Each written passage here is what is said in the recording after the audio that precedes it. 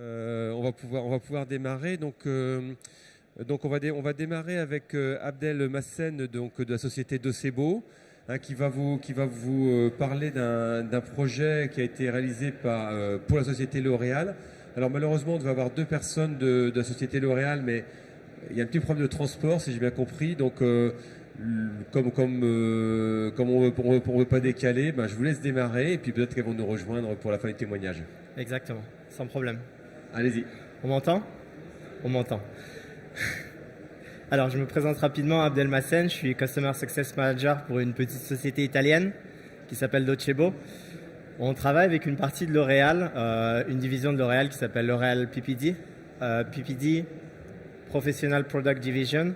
Si vous allez dans un salon de coiffure ou si vous utilisez les colorations L'Oréal, il s'agit de la division de L'Oréal qui s'occupe de ce genre de produits. Alors, Docebo, très rapidement, entreprise italienne, je l'ai dit, on propose seulement une plateforme LMS. On ne se concentre pas sur le contenu et l'objectif, c'était de laisser évidemment L'Oréal mettre en ligne son contenu. Donc, je pâtis un peu de l'absence de mes clients. Je vais passer peu de temps sur la présentation. Je vais laisser beaucoup de temps à vos questions si vous en avez. La base de clients de L'Oréal PPD, c'est du B2B. Ils vendent principalement... alors, c'est évidemment une entreprise globale. Est-ce que j'ai besoin de présenter L'Oréal ? Je ne pense pas. Je voulais juste spécifier qu'il s'agit de L'Oréal PPD, une division de L'Oréal. Et depuis le début, c'est dans l'ADN de la culture de L'Oréal. L'Oréal cherche à se positionner comme une entreprise qui innove. Notre contrat initial a été signé avec L'Oréal PPD seulement. Alors, que cherchait L'Oréal PPD en achetant une plateforme LMS ? C'est assez simple en fait. L'Oréal PPD est déjà un leader sur son marché. Vous allez évidemment dans n'importe quel salon de coiffure globalement. Vous voyez en évidence des produits, pas seulement L'Oréal, mais des marques L'Oréal. Redken, Matrix ou L'Oréal générique. Donc l'objectif de L'Oréal, c'était de se placer comme trendsetter ou innovateur principal, de conserver cette position.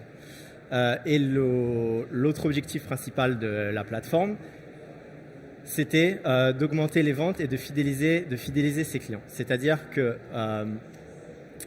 comme client, vous avez des salons qui travaillent souvent dans des conditions, ça peut être le petit salon à la chaîne Tony & Guy par exemple. Et l'objectif de L'Oréal ici, c'était de former ses clients pour les fidéliser, pour diminuer le coût de la formation en passant au tout digital bien sûr, qui est une tendance que je n'ai pas besoin de décrire, et au final d'augmenter les ventes. Donc on avait un use case extrêmement éclaté, de dizaines de milliers de salons de coiffure partout dans le monde à former sur les produits. Ce qui comptait pour L'Oréal, évidemment l'expérience utilisateur. On est avec une entreprise d'une taille conséquente et qui a des exigences en termes d'utilisateurs de UX qui sont extrêmement élevées. Une plateforme unique, c'est-à-dire qu'on a voulu proposer à L'Oréal une plateforme avec des sous-domaines pour chaque pays, mais une plateforme unique sur laquelle un admin central pouvait gérer toutes les formations.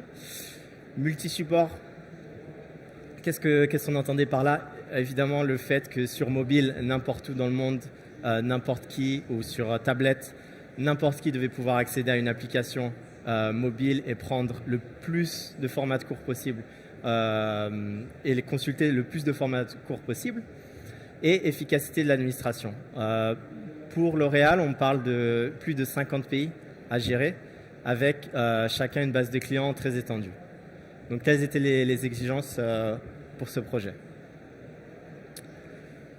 Voilà, beaucoup d'anglicisme sur ce slide, mais le flow, disons, le parcours de l'utilisateur auquel on a pu s'adapter, auquel on a su s'adapter, le projet est en train d'être lancé en ce moment, c'est la self-registration, ce qui permet d'économiser énormément de temps en admin. Il n'y a pas d'import d'utilisateur, je suis client L'Oréal, je travaille dans un salon de coiffure, je vais sur le formulaire d'enregistrement et je crée mon propre compte.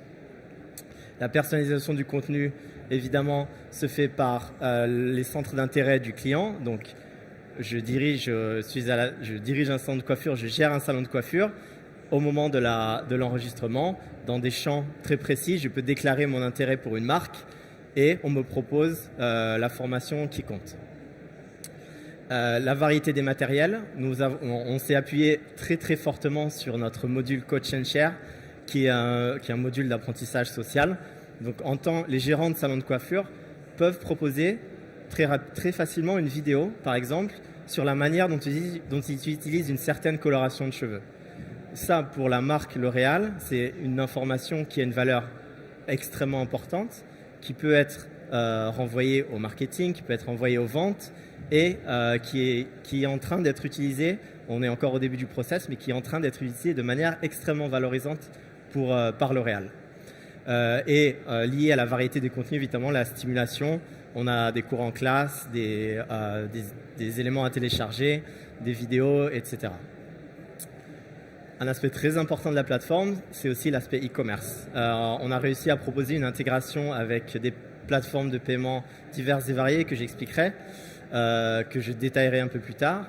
Et l'expérience de la self-registration à l'achat soit d'une place de cours en classe, soit d'un cours en ligne, se fait sans obstacle et la personne a accès évidemment immédiatement au cours.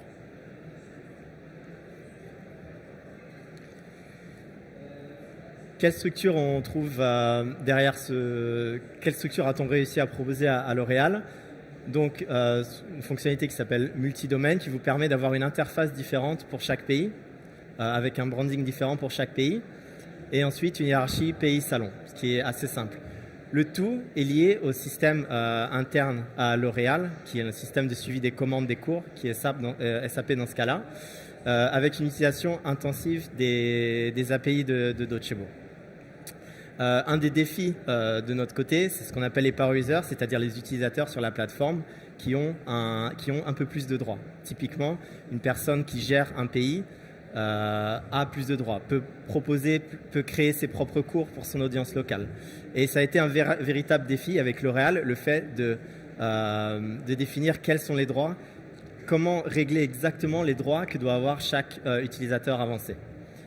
Et ensuite, le véritable défi avec L'Oréal, c'était de se retrouver face à des cours par pays et par marque. Donc, vous multipliez le nombre de pays par le nombre de marques que L'Oréal propose, Matrix, Redken, etc. On se retrouve rapidement avec une sorte de foisonnement de contenu qui était très difficile à gérer. Voilà la structure qu'on a mis en place. Également avec les solutions de paiement. On a choisi une solution de paiement après s'être consulté avec L'Oréal. Et l'expérience est vraiment fluide et sans interruption. Et j'aurais aimé que L'Oréal soit là pour expliquer exactement ce qu'il en est. Mais voilà les véritables défis qu'on a eus au moment de la mise en place de la structure de ce projet.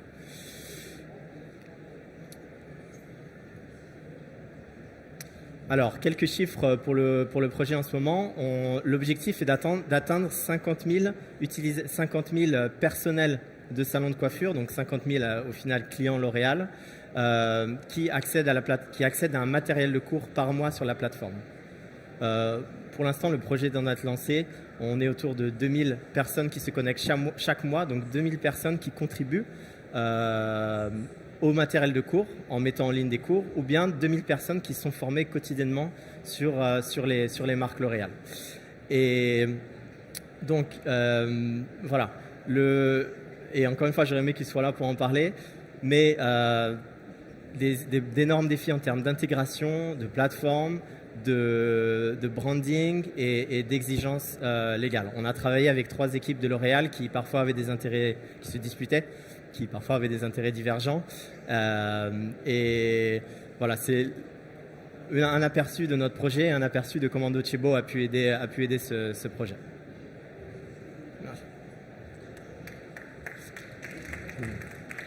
Bon, déjà, oui, effectivement, on peut l'applaudir parce que faire un témoignage client sans client, c'est pas forcément facile.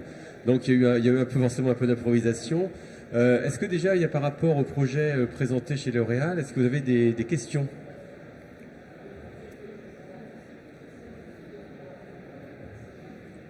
Ouais, monsieur.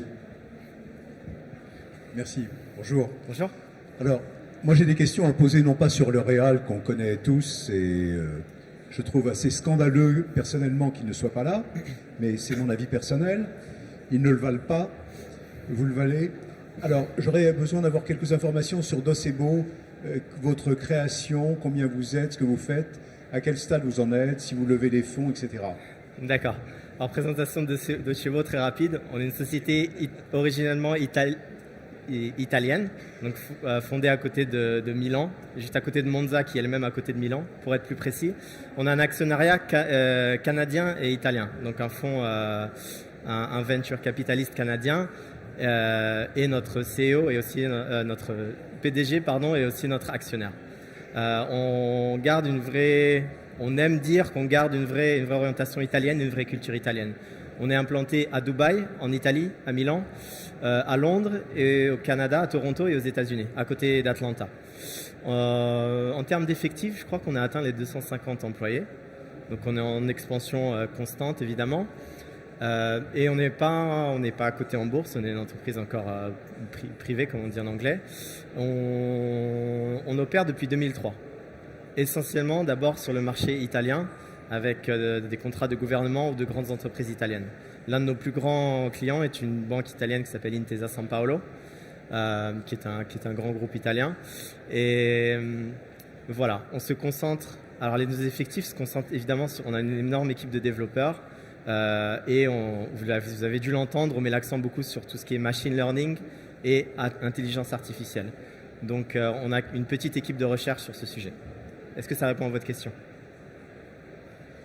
J'en profite pour poser une question complémentaire sur Docebo. On parlait tout à l'heure, il y a les gens de Talentsoft et finalement on était sur quelque chose d'assez global en termes de plateforme, c'est-à-dire qu'on aborde aussi bien le côté RH, talent et côté formation. Est-ce que Docebo a la même approche ? Moi j'ai le sentiment que vous êtes plutôt resté sur le côté formation, mais que vous n'allez pas trop sur les périphériques, enfin les périphériques entre guillemets, comme d'autres éditeurs. Donc c'est quoi finalement les particularités que vous pouvez avoir par rapport à d'autres acteurs ? Non, c'est un bon point, vous avez raison de le souligner. Ça ne signifie pas qu'on se limite, puisqu'on travaille sur le sujet de machine learning, sur le sujet du social learning avec un nouveau module. On va vers l'évaluation de compétences. Donc on a un nouveau module qui, de manière très basique, vous permet d'évaluer les compétences par équipe, etc. Avec un système, on a des tas de pistes. Mais c'est vrai qu'on se limite sur le côté déjà plateforme et pas contenu. Et on se différencie par le fait qu'on tente à très long terme de mettre ce qu'on appelle l'intelligence artificielle, mais de nouveaux algorithmes à la base de la programmation.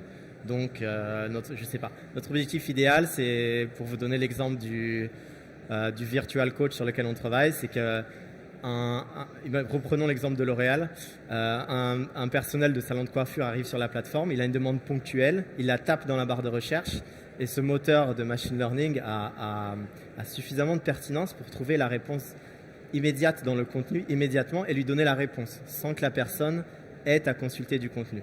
Donc, je dirais que ce qui nous différencie, c'est ce fond de recherche et d'innovation qu'on cherche à implanter de manière transversale sur tous les aspects de la plateforme. Ok. Toujours pas d'autres questions dans l'assistance ? Bon, écoutez, moi je vous remercie. Effectivement, bravo pour avoir un peu...